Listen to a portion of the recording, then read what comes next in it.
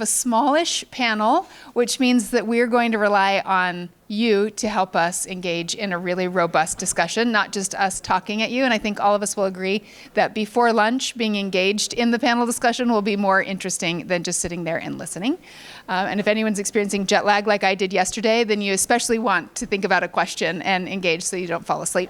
But you will not have to worry about falling asleep since we have very interesting group today. So I'm Angela Redding, Executive Director of Radiant Foundation and the Faith and Media Initiative. I'll introduce everyone, and then Andrea is going to give us a few words. I'll talk about some of the research and data that we've worked on, and then each of our panelists will speak for about 3 minutes or 4 minutes, and then we will engage in a discussion with each other. So without further ado, shall we begin, Andrea?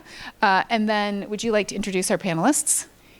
Or would you like me to? Go ahead. Okay, so we have Andrea, which is from World Vision, and you'll find really interesting things that she has to say. We have Sandile. I'm going to try to say your last name. No, I'm trying. Okay. I am going to try, and then you can tell me that I did it terribly wrong. Another Sandile, the elder, told me how to say your last name. Oh, let's see. Oh, now I'm on the spot. It's somebody's recording this, right? No, I didn't. No, was that close? Was that close? Hlayisi. Was that close? Yep. Hlayisi. Okay. All right. It's going to be good from here because we can only go up from there. From the Church of Scientology, and then we have Doug Fountain, Fountain. All right, thanks, Doug. And let's see if I can get all of the words in the right order, the Christian Connections for International Health organization. And then finally, but last but not least, Rogelio.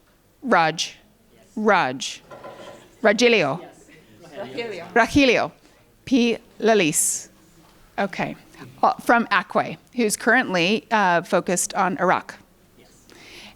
What a treat you're in for. Andrea, take us on. It is really great to be in this panel. I was noticing in the earlier session, we were reminded that youth voices are essential in these conversations. This is a panel that's about youth and mental health. And so I am really eager to hear different people's experiences and expectations and, the barriers and the opportunities that we have. But I'm going to just talk a little bit about a global movement around faith-sensitive mental health and psychosocial support that World Vision has been a part of as part of a group called Faith Action for Children on the Move, which is an interfaith group of actors, as well as members of the UN system. We work closely with the World Health Organization, with UNICEF, with UNHCR, because faith-sensitive mental health supports are actually a human right. Oftentimes, there is a misunderstanding in the broader humanitarian system that says that, faith, religion, spirituality, that's like a separate thing. And when we're responding in a humanitarian crisis, there's so many risks with faith and barriers to faith-related support. But what you actually find in the Convention on the Rights of the Child, in various human rights conventions on the sphere standards which govern humanitarian action, is that faith and culturally sensitive mental health and psychosocial support is a human right. It's actually required and should be integrated, of course, on an individual level, depending on individual wants and needs, not on a population level. It does become complicated. But one of the things that we found as we've been working on this, kind of more on the global advocacy level, but also really understanding programming and things that are out there, we know increasingly in the research, which Angela will talk more about, but in the broader research and the neuroscience, we heard it referenced this morning, that actually spiritual and faith practices are increasingly evidence-based.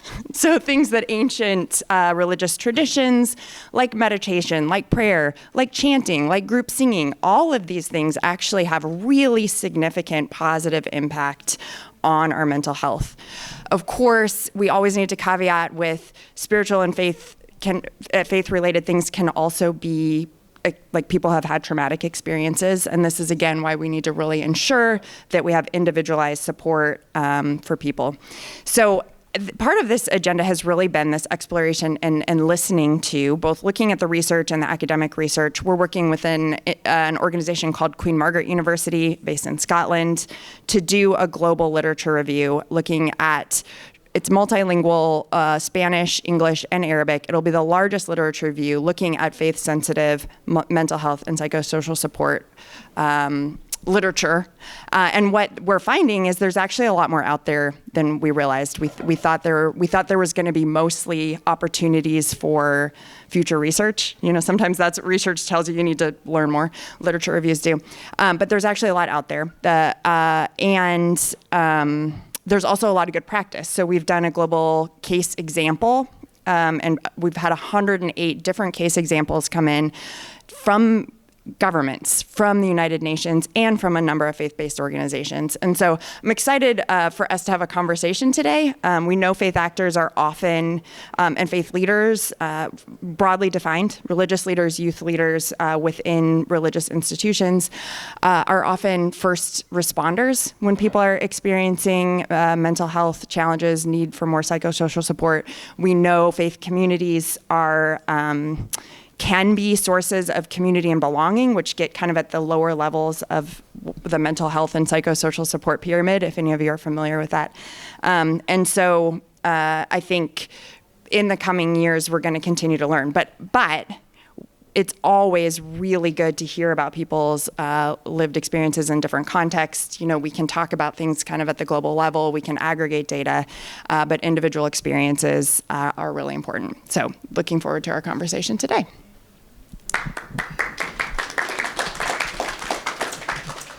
Thank you, Andrea, and thank you all for joining us. We have just a couple of additional chairs sprinkled in. Please come and sit down.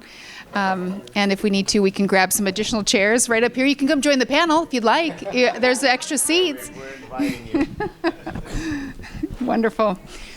Thank you for that overview. I'm going to add a little bit to the data story, and then I want to talk about the human story a little bit, and I think you'll hear even more about the human story as we go along in our discussion. So at Radiant Foundation, we like to start with data too, just like World Vision. And we did a robust look at Gallup World Poll data. So if you're familiar with Gallup World Poll, they ask a set of questions across the world, 160 plus countries every year, and then that allows them to look at trends. And they have always asked questions about religiosity, and they have always asked questions about well-being, but they had never compared the relationship between the answers to those questions. Pretty amazing, right? You would think that they'd want to know, but they didn't. And so we funded a historic look of the last 12 years to say, what is that relationship between personal and societal well-being and religiosity? Well, and then in addition, we did a meta-analysis of over 65 medical studies and psychosocial studies. And what we found was, what Gallup found was that the spirituality well-being link is clear. It's unequivocal. There is clearly a link between higher levels of religiosity, higher levels of religion being important to you, and better well-being outcomes on a series of different indices. So people who are religious throughout the world are more likely to be civically engaged. They have higher outcomes on positive experience, social support, more involvement in their communities. They have, and despite, I should mention, having more negative experiences. So it isn't just that religious people have fewer negative experiences. In fact, they have more, but they still have more positive outcomes. So on the personal level, the link is clear. But here's what's even more interesting, that in communities where religiosity is important, those effects are stronger. And in countries and communities where religion is not important, where you have fewer religious people, those effects are diminished or even decreased entirely.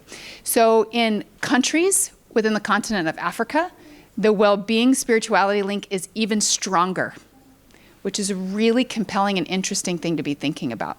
Now, if you couple that with some additional research that we've done on the societal level with the Fund for Peace, what we found is that there's a few key indicators of resilient societies, and one of them is freedom of religion, and the other is freedom of media and the press.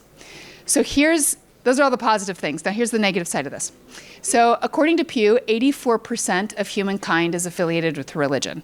And any study that you see, it's 80+% of any organization. And Pew's predicted that that number is going to increase just on basic demographics.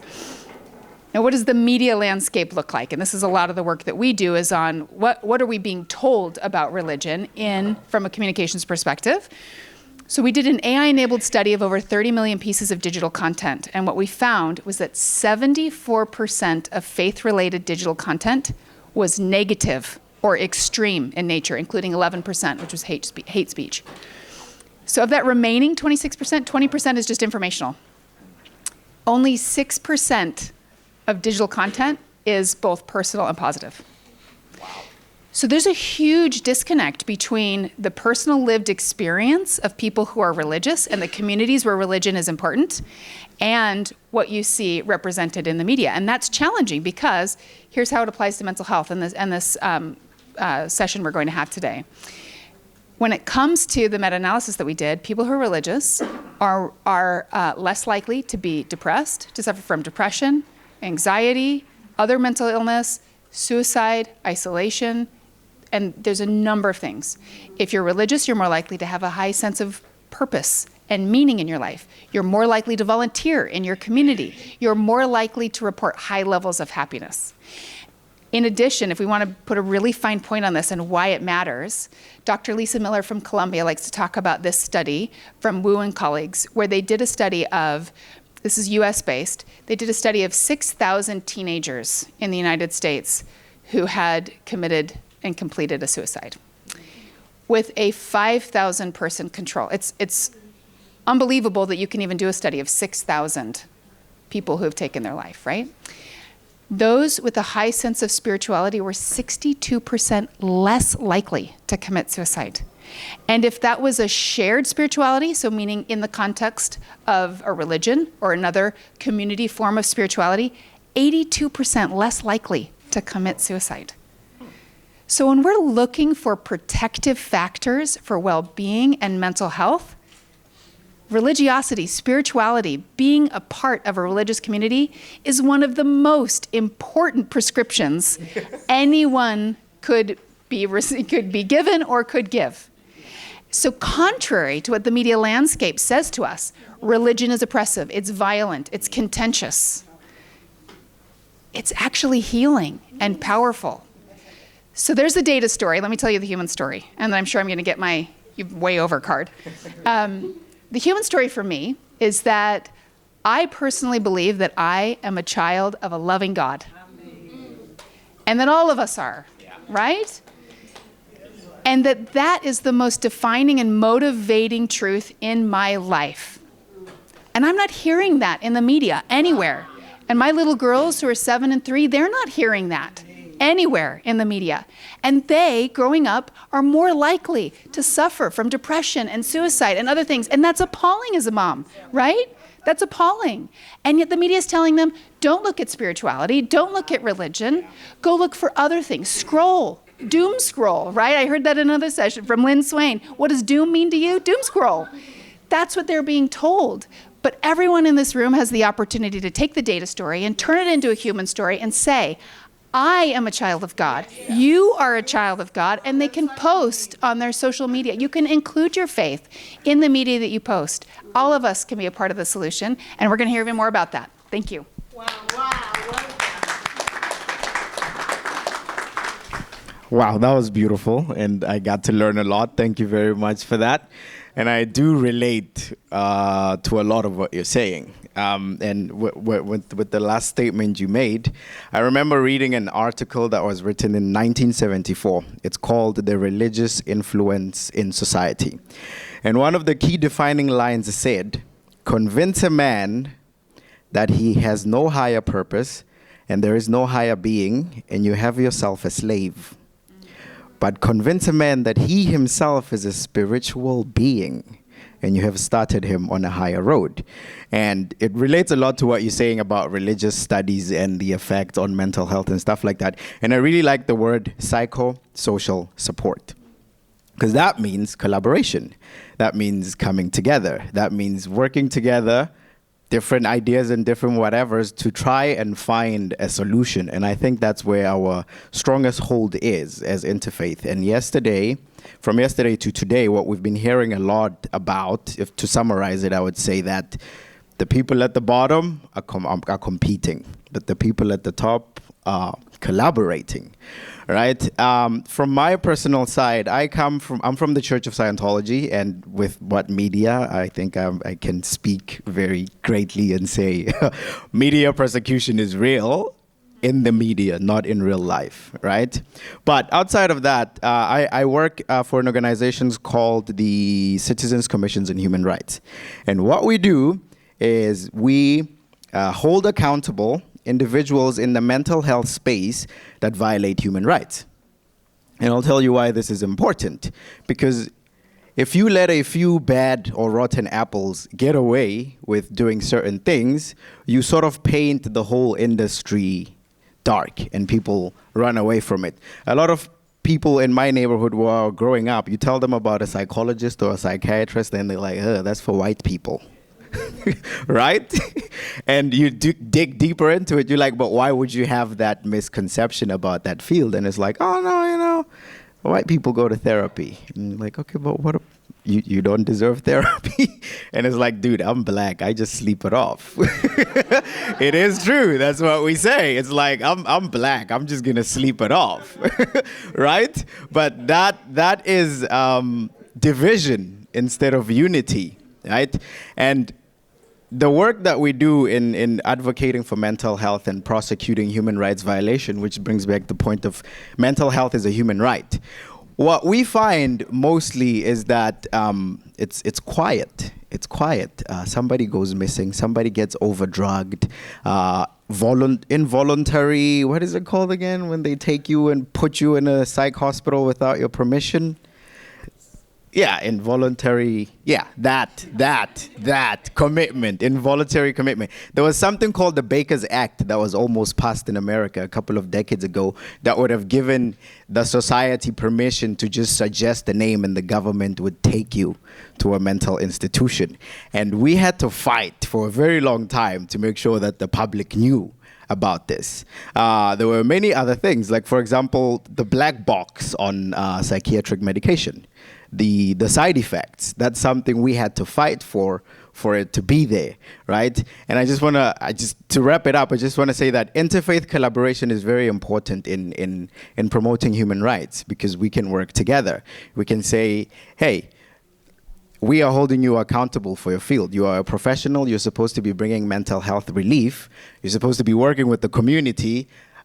This is not just free reign. This affects all of us. And I think moving forward, I'd like to see us collaborating more into holding each other accountable. You may not be an expert in a field, but you definitely know what human rights are. And if you see some human rights being violated, it is your responsibility to speak out. Thank you.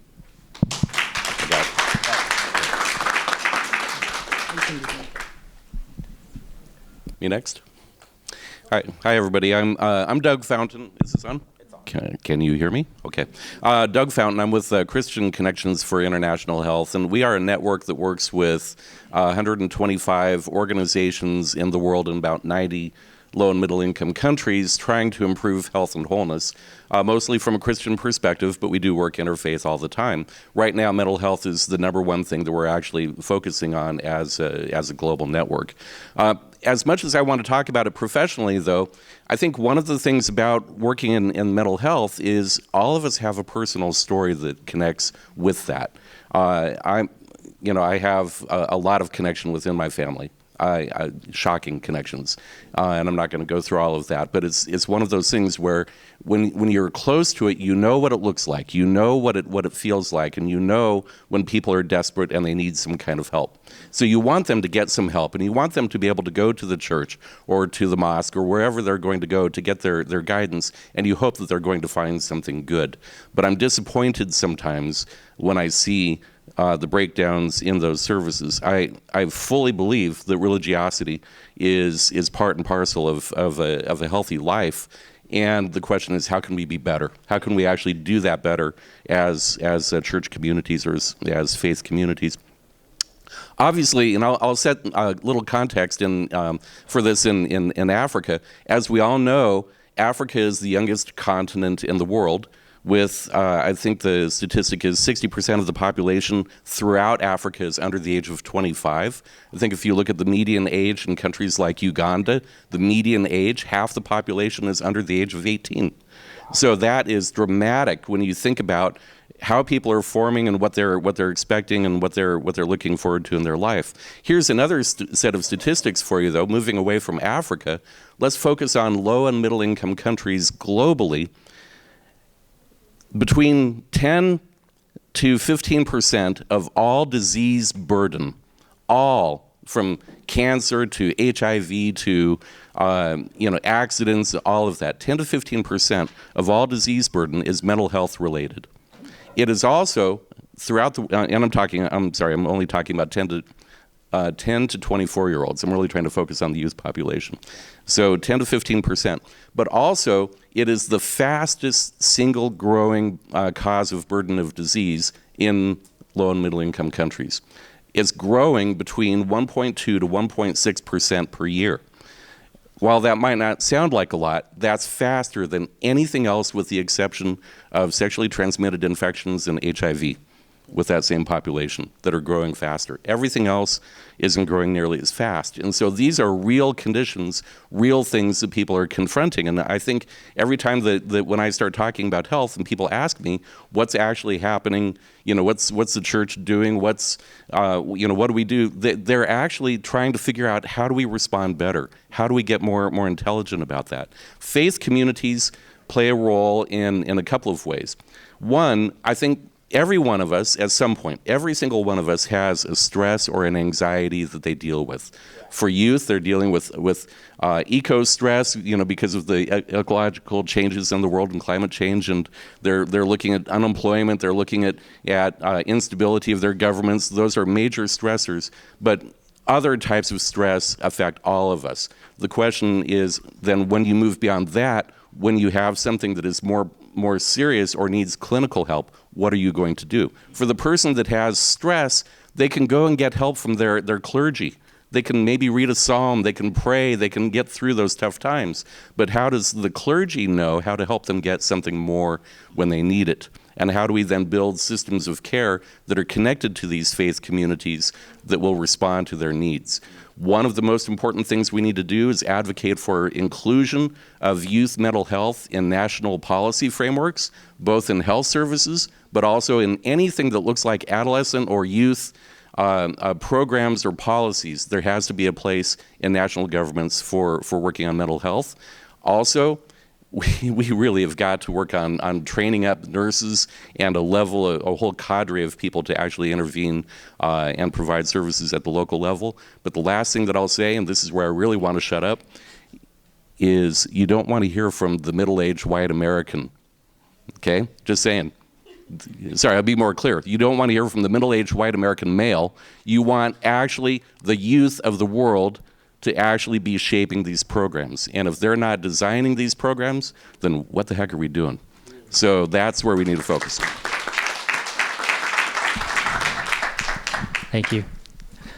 Good afternoon now. I am here representing Akwe, as mentioned, but but the day job is I'm a mental health and psychosocial support. Currently, I am stationed in Erbil. And we do programs for refugees, IDPs, as well as host communities. But aside from that, before I also work with other communities still in the same MHPSS. So more about direct implementation as well as finding out what health systems look like in certain contexts. And it's different in of course, different contexts, different methods that you need to follow. I think I'm going to talk about two things that was already mentioned by the other panel members. You have the question of accessibility and availability of services, and I think that right now, as mentioned by Doug also earlier, is that there seems to be like still a misunderstanding that everyone who needs mental health support has to go right away to a specialized service, when in fact there is a lot of things that can be delivered in the community level. We can support each other, and that includes faith and religious communities. That's a way to diversify services, because no matter, even if we want to have like professionals, there's just really not enough of them to, and in the pyramid that was mentioned earlier, perhaps you would need 3 to 5% that would need specialized support. A huge chunk of the population can be supported in the community level, in school levels, in religious and faith communities. So that's one. But I also want to talk about a barrier on accessibility. I'm gonna speak, I think it's an elephant in the room, stigma. It's still a major obstacle that is pervasive, and it comes in many forms. One would probably, and I'm not sure if the young people here would agree, is, shall we call it generational misunderstanding? When the challenges and struggles of young people are minimized to be just, petty teenager drama, without taking into account the modern and the stressors that currently this generation is facing. Mentioned earlier is eco-anxiety. You have economic instability, limited access to quality education. I can go on and on with all of those issues. And I think that there's the manifestation also of stigma in, and I don't want to be the bearer of bad news, it comes out in some religious and faith communities when, again, mental health struggles are minimized to be a lack of faith. You just need more prayers. And that will result to self-imposed silencing, which discourages a person to seeking the support that they need, whether that be through a peer or through a professional. And I'm gonna stop there for now. Thank you very much.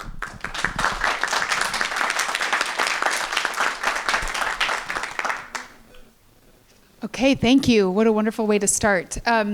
I think just to get everyone involved, since we have such a big full room, let's start asking some questions from the audience. And I know, okay, we've got a couple. Wow, this is fantastic. If you don't mind, can we do kind of one-on-one and we'll just answer quickly and then we'll keep the flow going? I think it's hard when you have 5 questions in your mind to try to know who to answer. Yeah. Yes, so let's do some direct questions, and then if you have something to say, let's keep our answers to, the 30-second version, if we can. Okay, go ahead and start here in the front. Thank you for this opportunity. I just want to contextualize it to South Africa briefly. I'm a training educational psychologist, and currently, and I agree with Raj, that accessibility is very low. We went from 800 and plus in undergrad to 100 in honors to 12 in our master's cohort. And so I agree with you that community support has to be the primary place, and by the time they come to us, it has to be because there's a great need. For those that have done the research, now my question, for those that have done the research and have been involved in this type of work, I'm struggling, I don't know, maybe it's a weird question, but is there a particular approach, we call it modality in psychology, that you feel is more faith sensitive and faith informed that would work with my faith-based clients? And the reason why I'm asking this is because professionally I'm psychodynamically trained, which is a theory that focuses on the individual. And so I'm struggling now as a young psychologist to learn and figure out how I can proactively help clients that are faith-based in a way that resonates with them. We're just going to do one at a time, okay? Who'd like to take that one? Andrea? I could say a little bit. I think I think what you're describing is really a challenge. And one of the things that we've been talking about at the global level is how do we have both modalities, and this is where the case examples in the report that will come out later will show some of those faith-sensitive approaches or modalities, but oftentimes it really is just asking the question, and the fact that you know already that some of your clients are faith-based or faith, that's important to them, allowing that to be in the room. Because what you will often find, what I have found in my own therapy, is that some therapists are really not comfortable with the faith component. Like, they're worried that it's only a barrier and it can't be an asset. And so I think even just that sensitivity that you have, and that I think increasingly therapists are trained to have, is a great start. But also, I think there's like a mentoring piece with therapists who are faith sensitive. And I'd also love to hear from others in the room, or I don't know if you have, Raj, something. Yeah, so thank you. I would say that I would agree that there is a disconnect sometimes with Western or other modalities to the cultural and social reality of the individual, and that makes the modality itself sort of not appropriate, and at the same time irrelevant, as well as alienating for the person. And therapy wouldn't work if from the very beginning the modality itself is already alienating to the client. So I don't have a specific answer on a clear-cut answer that this modality will work, because that's where contextualization would happen. And it's good that we see that there are a lot of efforts being done to contextualize models that may work in different contexts. But based on experience, what we did before, because it takes long for you to train and find therapists that are actually, would embrace totally faith-sensitive mental health support. One project is that what we did is we partnered with priests and pastors that does pastoral counseling, and so it's a complementary approach that the pastor and the priest or the priest would talk to the mental health professional, and they could plan together the therapeutic plan and journey with the client together. So that is dignifying the belief and the belief of the person, and at the same time also accessing specialized supports that is more focused on a certain modality as we know it. Those are great answers.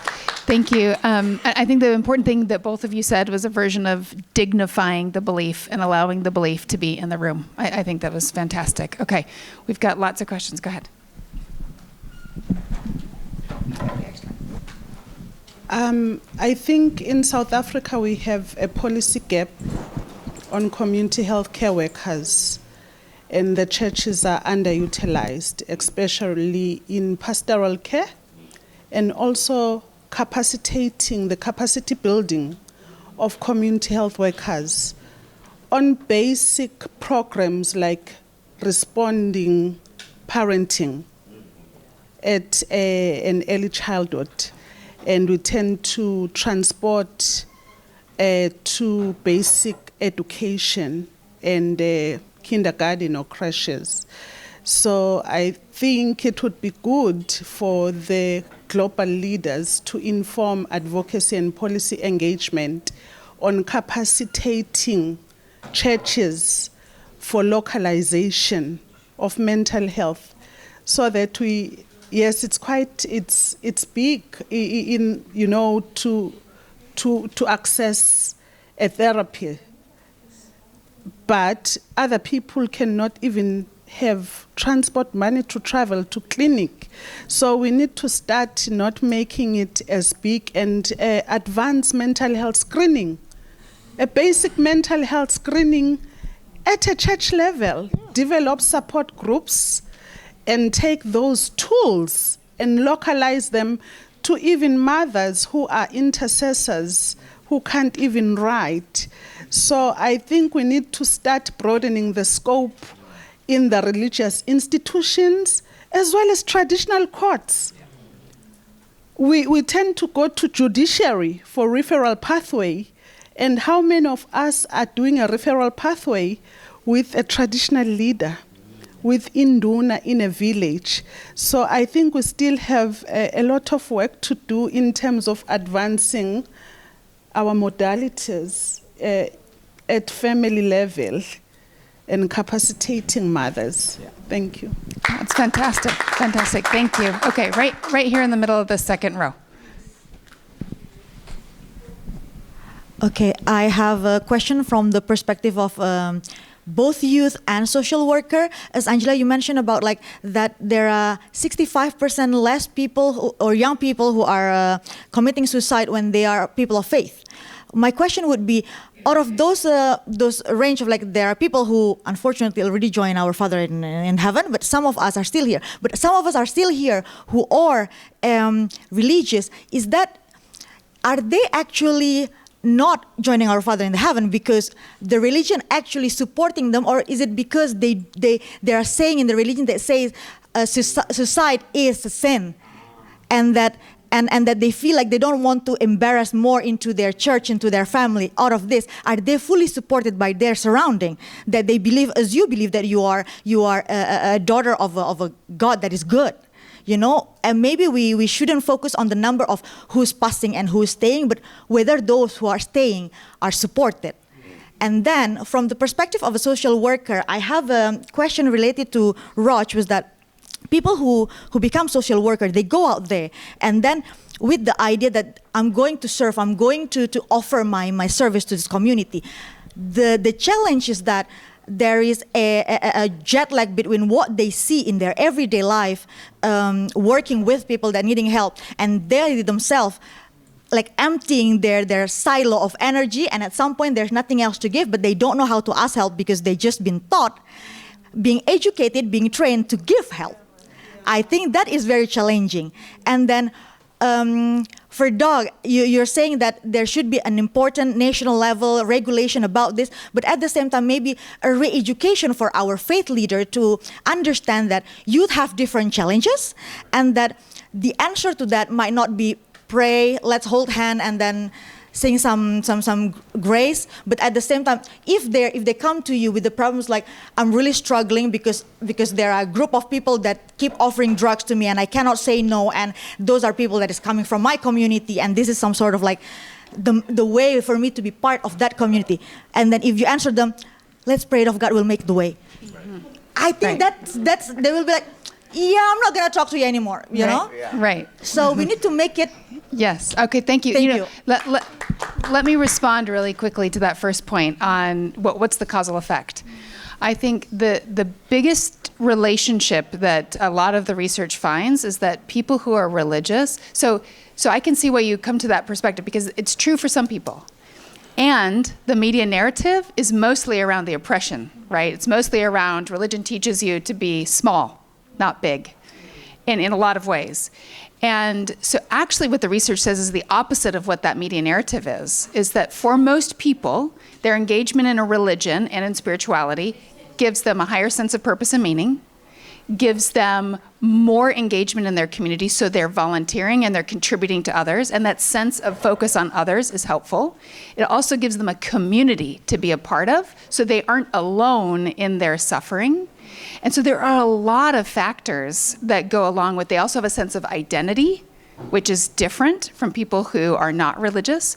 So there are a lot of kind of key factors that contribute to beyond their religion telling them whether it's appropriate or not. When you're in a state of contemplating suicidality, you're not really thinking rationally about a lot of the decisions. So it has a lot more to do with the environment that you're in that decision making. But that's, again, not what kind of cultural media is telling you about the role of religion in your life. Okay, and Doug, I think you've got a comment to respond, and then we've got to jump to more questions. I think I really appreciate the idea that we need to mobilize and educate the faith leaders. There's no question about that. We're struggling with that across all facets of health.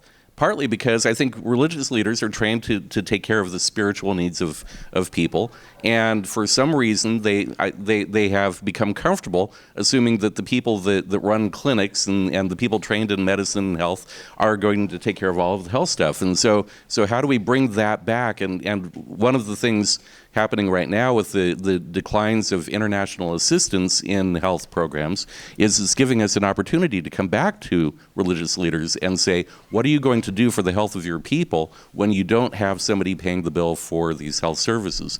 So it opens the door for us to have those conversations and do that very training that you're talking about. I would also like to encourage us, we talk about mental health like it's one thing, right? If you are a trauma survivor from rape, or trauma survivor from war, or trauma survivor from war and rape, or you are somebody who didn't have that experience but has just lived through whatever challenges or problems, or just are having a hard time getting out of bed in the morning, whatever it is, those are different things. And we have to have the nuance to be able to respond. So if we can, in this forum, start to differentiate that, then we're going to have a harder time explaining that to the health workers, the community health workers, as well as the religious leaders. I think, too, it's really important to say that faith-sensitive, like the human right of faith-sensitive mental health and psychosocial support approaches does not mean that all mental health and psychosocial support needs to have a faith component, and that there are certainly individuals who do not want that, whether because of trauma, just because it's not interesting to them. And so I think we do need to make sure that we don't create a system that is only faith leaders. The only way you can access a referral would be through faith systems. So I want to emphasize that. And then I also just want to underscore the point that I think has been made. I think your example was great, is that there are like different communities. Faith leaders have particular capacities. Mental health providers at that tip of the pyramid have special and unique skills that are and capacities.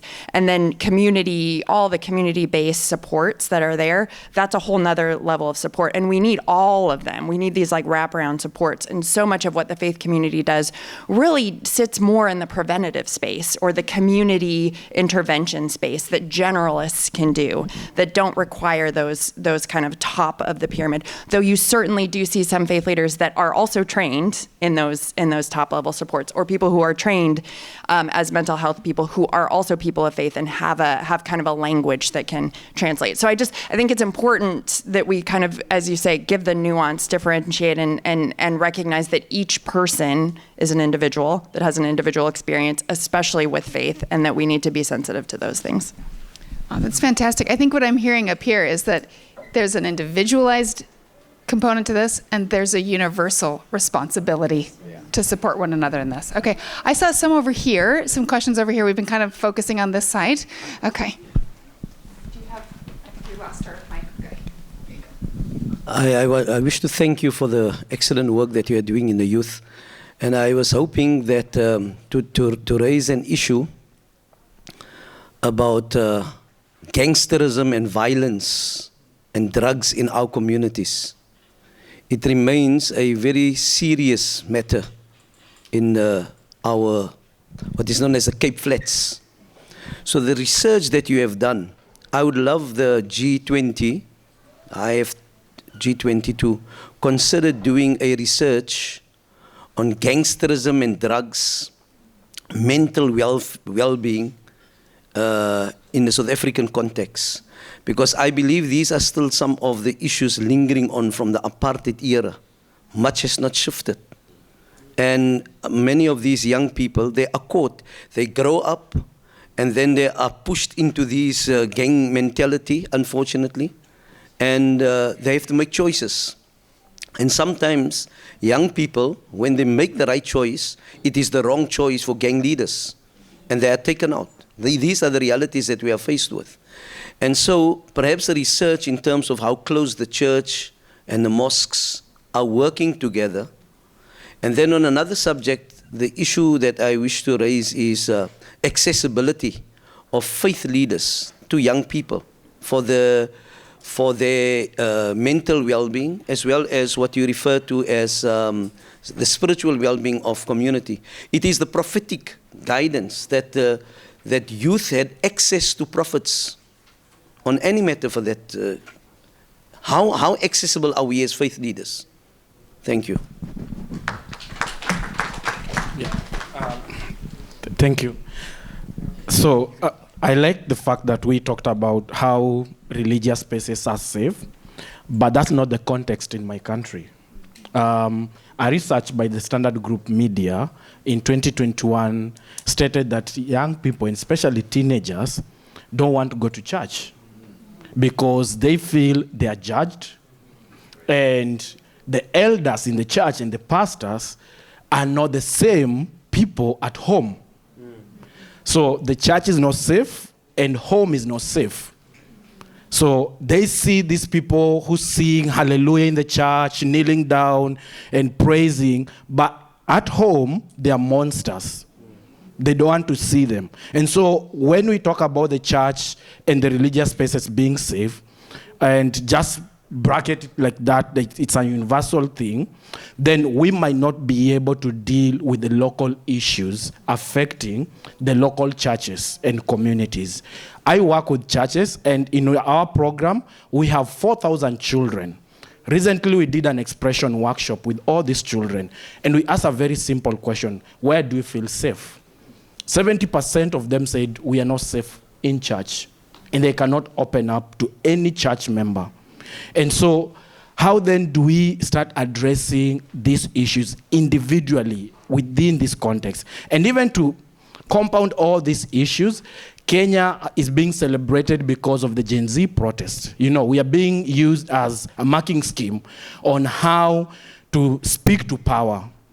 But do we ask ourselves that at the end of the day, when these young people go back home, nothing has changed? It's the same condition. If they are living in the ghetto, they are still going back to their ghettos. If they are hungry when they are going to the protest, they are still going back to the same condition. Then how do we address this in terms of looking at what is working and what is not working, so that we can be able to address it to specific individuals and the churches and the communities? Especially, I'll talk about Kenya, so because I don't know the context in other countries. And so let's not make it a universal thing that religious is good while there are people who are still struggling with the same thing. Thank you. All right, Sandile, do you want to respond to that? Yes, thank you very much for that. And it goes back to what I was saying earlier. We need to hold each other accountable, right? I grew up with a mother who always told me, you are a victim of your own choices. Every single day, you are a victim of your own choices. Even when I got into drugs, it was my fault, because nobody put a gun on my head and said, you're going to smoke this. I decided, right?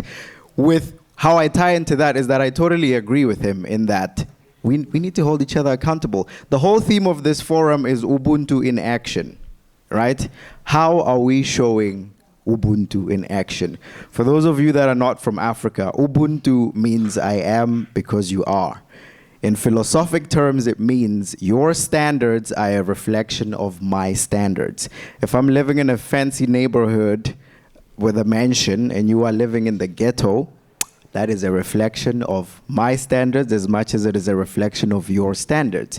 Because I am because you are means I take care of you, you take care of her, she takes care of her, and one day it'll do a full circle and come back to me. So the question we should be asking ourselves is, how are we going to exercise Ubuntu in action?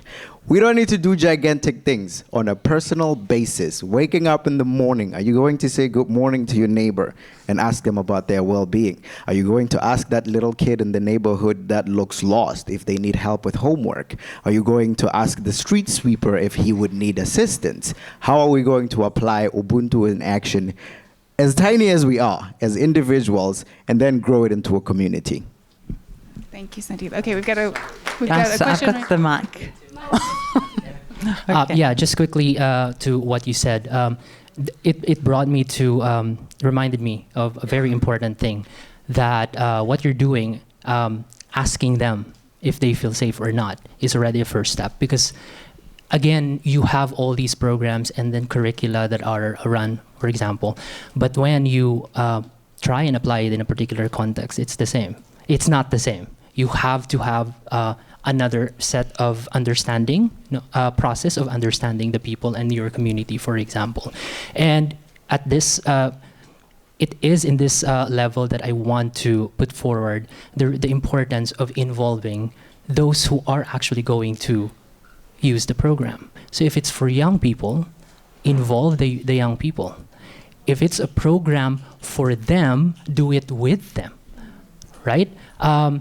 It's unfortunately at some points, like young people are empowered until they think critically, right? Or they say something that is probably not the norm. And so I think it's very important that there are also movements that would really, really get into understanding the needs of the community, the needs of the young people, and not just right away do programs just because it worked in another setting. Yeah, it's a great point. Okay, we've got the mic over here and a question. Yes. She's got the mic. Yeah. Okay. Right, so thank you so much, all of you. It's just been fantastic, including the audience, the way you've been sharing such wisdom. And I'm sitting here and I'm thinking, all right, but what are we doing proactively? You know, suddenly it's like addressing youth and mental health. Why aren't we educating at a much earlier level simple coping skills early, so that when they're bullied at school, they know what to say, they know why the bully's doing what he's doing? And the moms too. So yes, understanding. I'm South African, so I do understand our context. But you know, we talk about the media. I mean, there just must be a way, because everyone's got a cell phone. Everyone seems to have a cell phone. It seems to be DSTV and all sorts of things in a lot of the townships even. So how about using the media for good and educating the mums, the dads, and the kids early? Thank you. Thank you so much. I just want to add to what she has already said, because that was my point anyway, I wanted to say, but also to agree with my brother there. I was one of the person who left the church because of being uncomfortable. But through the education, the use of social media, I learned from this woman from Kenya. She said, we have to unlearn some of the teachings that you have been taught in church. Because I'm not against each and every preacher, but it's like it has been exaggerated. How could a very good God who loves me so much can hate me because I didn't give an offering? Doesn't make sense at all. So we have really to unlearn these, but I would call them bad teachings. Because if God is so loving, he cannot hate me that much.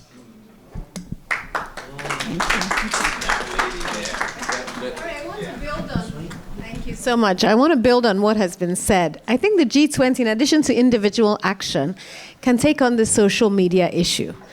Because it's a crisis at the moment when we think about things like anorexia, depression, anxiety. And some countries like Australia have banned the use of cell phones from 16.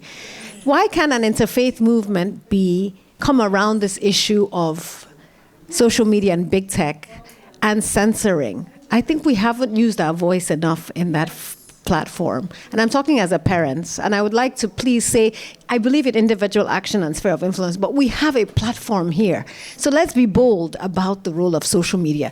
And pre-bunking, you talked about, at one, we started talking about pre-bunking. How do we get ahead of the negativity? All a young person needs to do is click on a weight loss thing and start getting, how do you lose weight, right? And only a few people are pre-bunking. 6% of girls think they're beautiful today, 6%.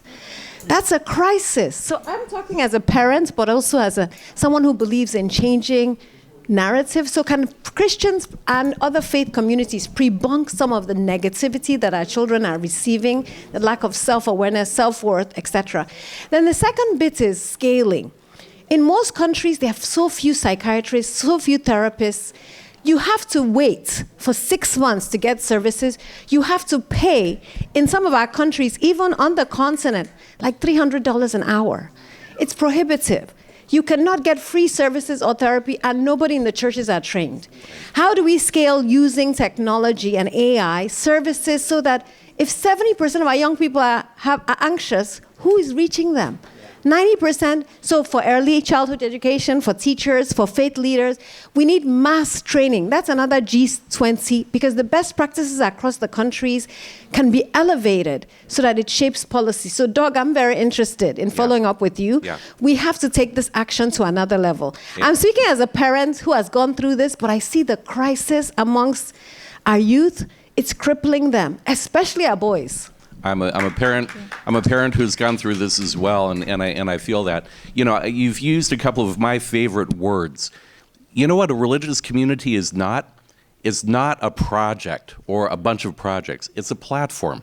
It's a platform for change. And so when we get serious about that, right now we're kind of addicted to thinking about changing the world by doing a project. Give me a little bit of money and I'll go put some intervention over here and measure my results. You don't change hearts on scale. That's my other favorite word. Impact at scale is the only thing that matters when you get down to it. We can help some people with mental health services if we projectize it, but you can help all people if you start using the platform. Digital has got to be a part of that. I'm going to go back to something that I've seen it happen. It was exciting, and I worked a lot in Uganda, and they were just on the verge of creating a requirement that bachelor's educated nurses be trained in mental health, because every single one of us at some point is going to interact with a nurse. Okay, you know, and even the community health workers who are not paid, you know, they can be trained as well. But all of us are going to see a nurse at some point and have access to a nurse. So why can't we build it into that platform? That's a great suggestion. Okay, right here in the middle, this young man's been raising his hand quite a bit. Hello, thank you. Sorry for my voice.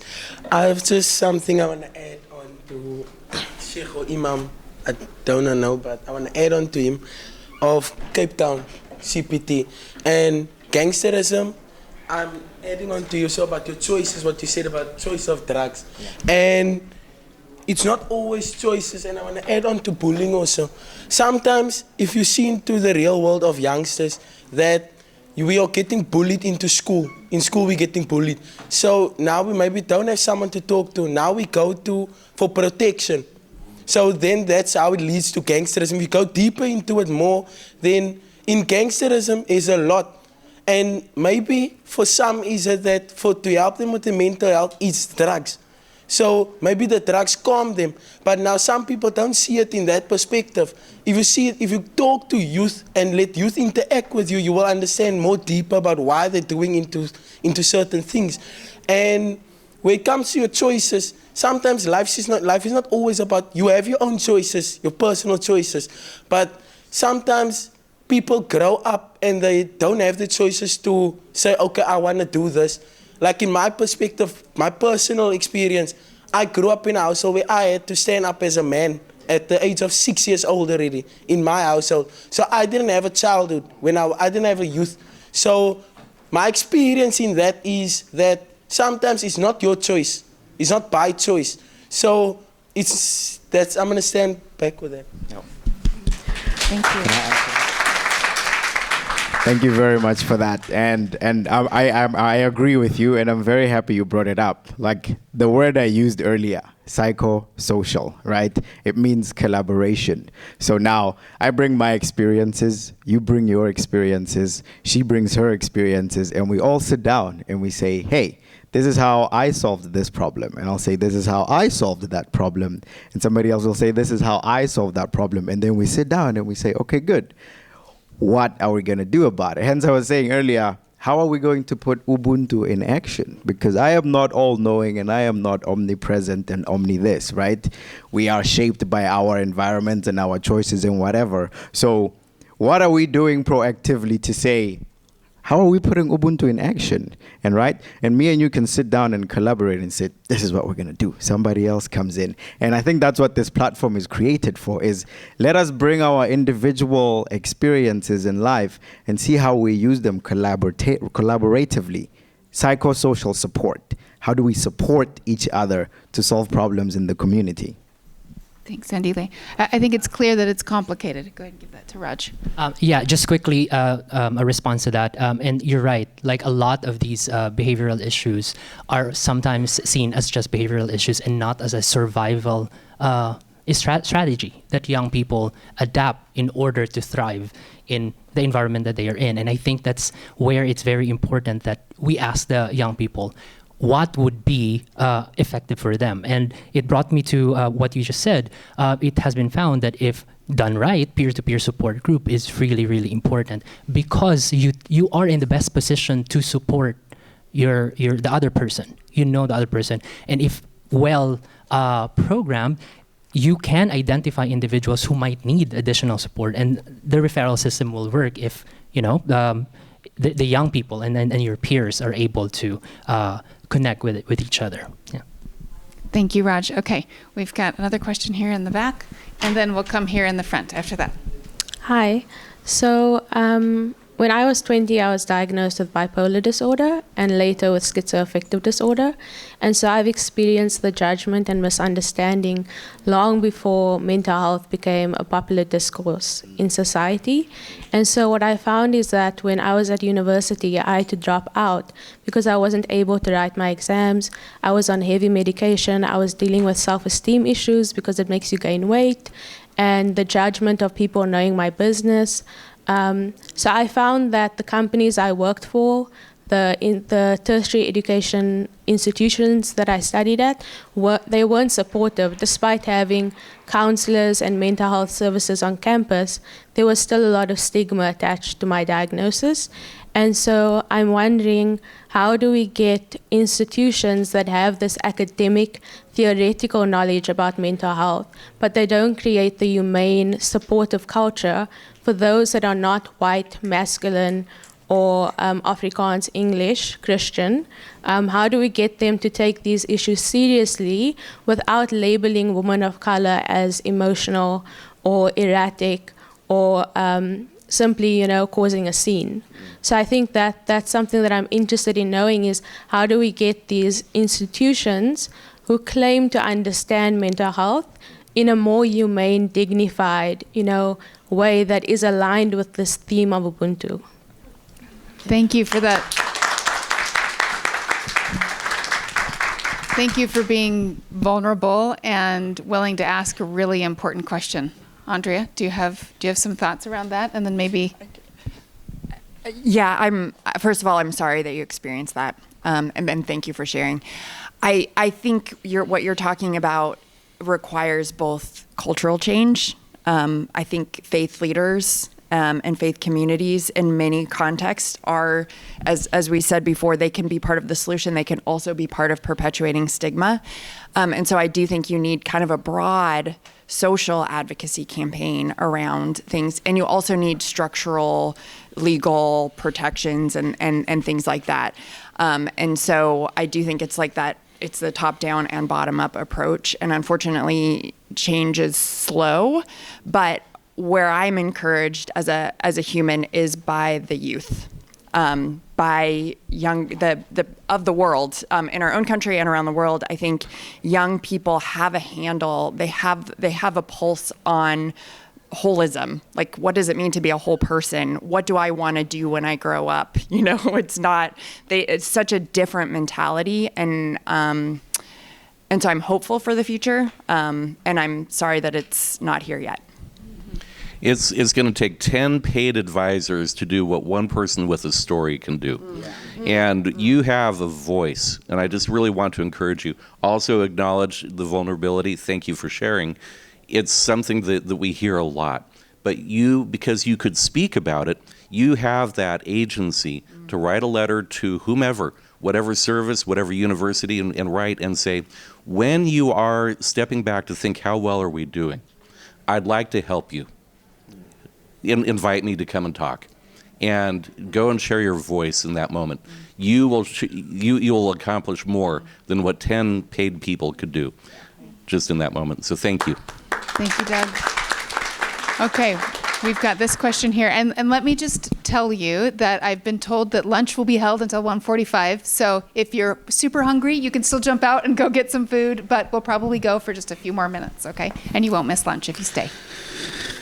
Yes, collectively, I would like to acknowledge everyone for their question, but it's leading me to somewhere.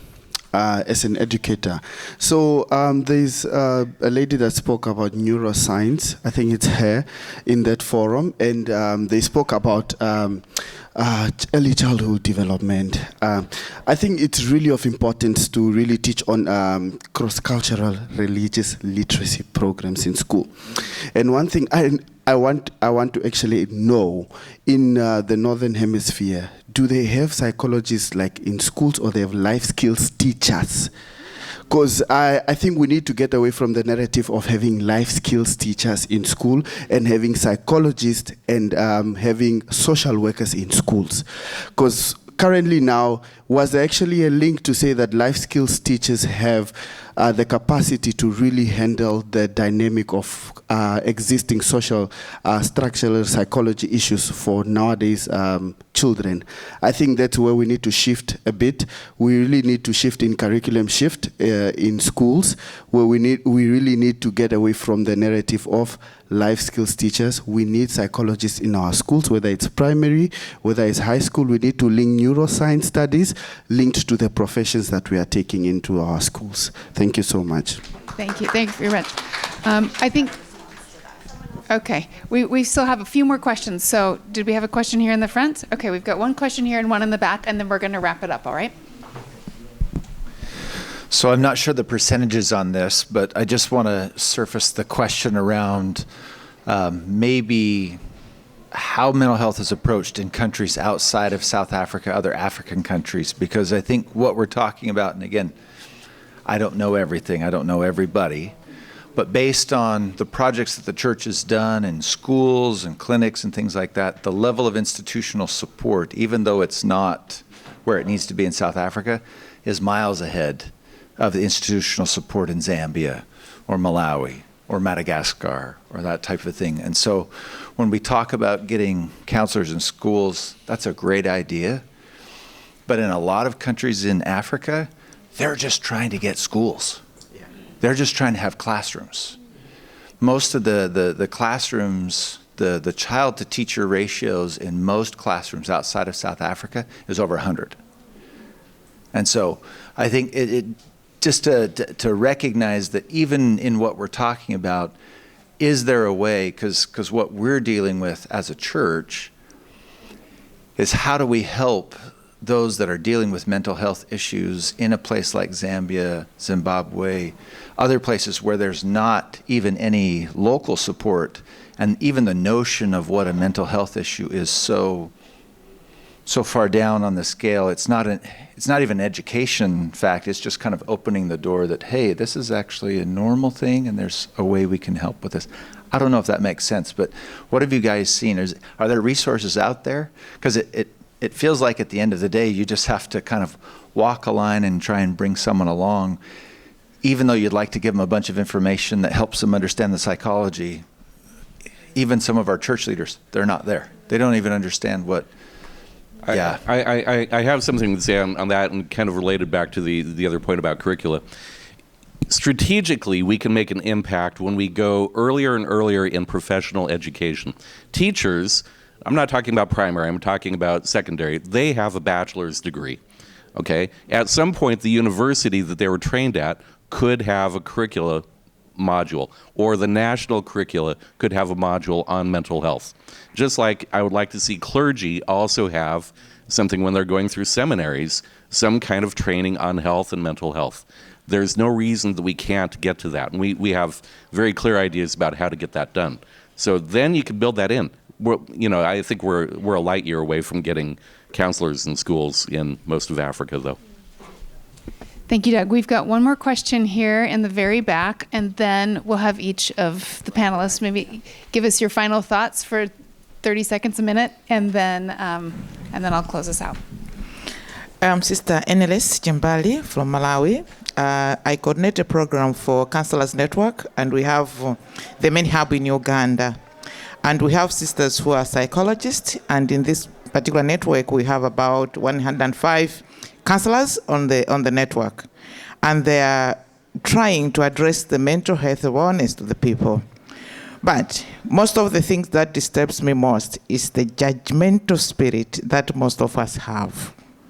Before we encounter a person, we give her already a verdict, which sometimes blocks a lot of people to come and to reach out to us. In my life, I always say, I want to strive for a difference. If I want to be present to the people, I want to have the image of God that I believe in and I present myself into to them. It's not easy, but I think it's an effort that as believers, we have to demonstrate that. If the person, if the gangsters, whatever, they're human beings. It's not by choice that they went over there, but maybe some circumstances forced this particular person to be in that kind of state. What should I do as a believer? It's God's image. If that person is my son, if that person is my daughter, what could have I done? That's always the difficult question that I have. And I always accommodate different kind of people in my community just because it's God's image. That's beautiful. Thank you. Okay, we're going to start at the end here with Raj. You're going to give us your kind of minute closing thoughts, Andrea, and then we'll wrap it up. Thank you for being here, everyone. Thank you. There's a lot here because of it's really very substantial, and there's a lot of issues that have arisen. I think what I have in mind right now is that we definitely know that mental health literacy is a need, and that the programs that we have, of course, is far from perfect. It's far from, there's a lot of things that needs to be done, but we are progressing. I think what I want to say is that if we focus on young people, the involvement of young people, it's more of mobilizing them and making sure that the programs are not only responsive to what they need, but as stressed earlier, to also look into the spaces where the young people and children are, their interaction in their family, parenting, the religious and faith communities that they in. Do they feel safe? And what kind of supports can be given by these spaces in order for them to be able to thrive and to succeed in life? And lastly, I think that the young people is ready. There are young people that are capable. They just need to be given the space in order for them to be heard. Thank you. I want to build on that and say every one of us in this room, there are about 50 of us in here right now, every one of us is a change agent. You'll change something in your family, in your workplace, your community, but you have the capacity to change something. So my challenge for you on mental health is find a verb that you're going to attach to your part. Are you going to pray, research, advocate, plan, coordinate, facilitate, fund? What are you going to do? Get your verb and then get serious about that. Thank you. We were at an ACWAY session 3 days ago, and Miss Catherine Marshall, I think she's the vice president of the IF20, she addressed us as ACWAY youth and said, NATO, N-A-T-O. She said, no action, talk only, right? And mine is just a question, is what are we waiting for? What are we honestly waiting for? As humanity, we've been talking for the last 5 million years. We've written on caves, we've written in books, we've written in computers, but acting is a whole different thing. And I want to tie it to what you said. What are we waiting for? Each and every single one of us is in this room is an agent of change. And it doesn't have to be gigantic. Let's just start doing little things together, and eventually they will grow into gigantic things. So I'm going to ask this question in isiXhosa. It means ulindentoni. Ulindentoni means, what are you waiting for? Yeah, I just want to thank you all for coming, really. I have nothing to add, but I do, besides the fact that there is a movement. There is a global movement around mental health. There is a deeper understanding from so many people, including policymakers and decision makers and funders, and about solutions. However, each of you understands what solutions look like in your context, maybe better than the research, maybe better than the evidence. And so just to build, get your verb, what action are we going to take? Let's stay in conversation and keep learning from each other.